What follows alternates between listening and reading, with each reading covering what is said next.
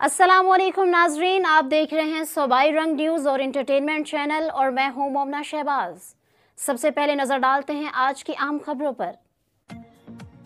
DPO Sargodha सद एजाज मली police अफसरान की इयादत करने डीएचक्यू अस्पताल पहुंच गए। डीपीओ सरगोदा ने मियांवाली चेक पोस्ट पर दहशतगर्दों के हमले में जख्मी होने वाले लेट फोर्स के जवान इमरान और जाहिद रफ़ी की इयादत की। बेहतरीन इलाज मुआलजे के लिए खसूसी तौर पर अहकाम जारी किए।